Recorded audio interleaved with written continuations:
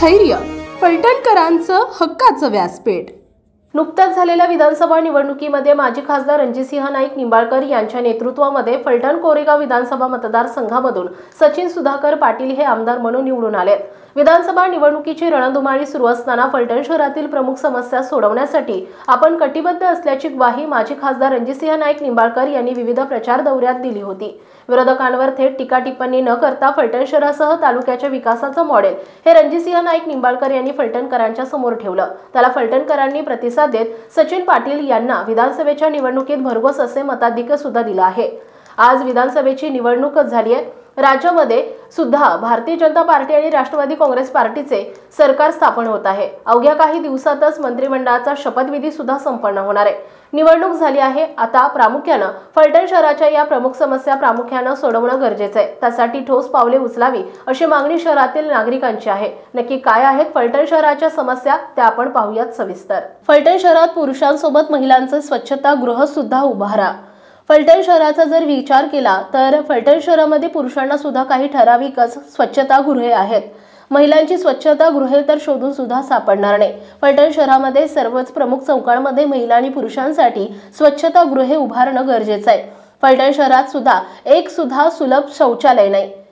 फलटण शहरात विविध ठिकाणी सुलभ शौचालय उभारून ती चालवायला देणं गरजेचं आहे। फलटण शहरातील रस्त्यांची अवस्था सुधारा। जर फलटण शहराचा विचार केला तर फलटण शहरामध्ये असणारे सर्वच प्रमुख रस्ते असतील, त्यामध्ये फलटणचा रिंग रोड, मलठण आणि फलटणला जोडणारा रस्ता, फलटण शहरातील सर्वच अंतर्गत रस्ते हे चांगल्या दर्जाचे उभारणं आवश्यक आहे। फलटण शहरातील रस्त्यांची अवस्था ही अत्यंत बिकट असून शहरात दररोज छोटे मोठे अपघात होतच असतात। नाना पाटील चौक, पृथ्वी चौक आणि गिरवी नाक्यावर सिग्नल यंत्रणा आवश्यक। फलटण शहरातील अत्यंत रहदारीची रस्ता म्हणजे फलटणचा रिंग रोड हा आहे। या रस्त्यावरील प्रमुख चौकामध्ये म्हणजेच नाना पाटील चौक, पृथ्वी चौक अर्थात पुण्यश्लोक अहिल्यादेवी होळकर चौक आणि गिरवी नाका या ठिकाणी वाहतूक कोंडी ही नित्याचीच बाब बनली आहे। फलटणची वाढणारी लोकसंख्या आणि उपनगरांचा वाढता विकास पाहता वाहतूक कोंडींवर जालीम उपाय म्हणून या तिन्ही चौकांमध्ये सिग्नल यंत्रणा बसवणं अत्यंत गरजेचं आहे। सिग्नल यंत्रणा बसवल्यानं या ठिकाणी होत असलेली वाहतूक कोंडीवर उपाय निघेल असं मत व्यक्त केलं जात आहे। शहरातील सर्वच चौकात सीसीटीव्ही असणं आवश्यक आहे। फलटण शहराचा विचार केला तर फलटण शहरात छोटे मोठे असे अनेक चौक आहेत। गेल्या काही वर्षांमध्ये शहरात भुरट्या चोरांचं प्रमाण सुद्धा वाढलंय। अगदी गेल्या काही महिन्यात एटीएम मधून पैसे काढल्यानंतर सुद्धा त्यावर भुरट्या चोरांनी डल्ला मारला असल्याच्या घटना घडल्या आहेत। त्यामुळे फलटण शहरावर जर सीसीटीव्हीचा वॉच ठेवला तर नक्की भुरट्या चोऱ्या कमी होतील, यात कसलीही शंका नाही। शहरातील कचरा नियमित उचलण्यासाठी स्वतंत्र यंत्रणा असणं आवश्यक आहे। फलटण शहरामध्ये दररोज होत असलेला कचरा उचलणं, दररोज रस्ते साफ करण्यासाठी एक स्वतंत्र यंत्रणा असणं आवश्यक आहे। फलटण नगर परिषदेच्या माध्यमातून शहरातील कचरा उचलला जातो, परंतु दररोज सर्वच्या सर्व चौक हे साफ होत नाहीत। प्रमुख चौक सोडले तर इतर ठिकाणी कचरा फक्त रस्त्यावर आतमध्ये ढकलला जातो। त्यामुळे शहरातील कचरा नियमित उचलण्यासाठी स्वतंत्र यंत्रणा असणं आवश्यक आहे। क्वालिटीला महत्त्व द्या।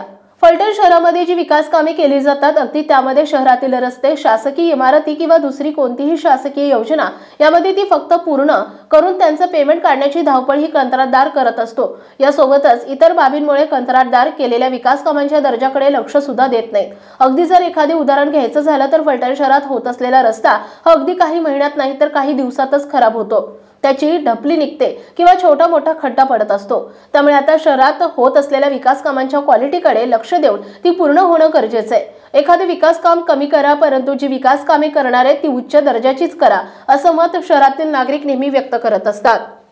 आपल्या परिसरातील ताज्या आणि महत्त्वाच्या बातम्या पाहण्यासाठी स्थैर्य न्यूज चॅनलला यूट्यूबवर सबस्क्राईब करा आणि बेल आयकॉन प्रेस करा।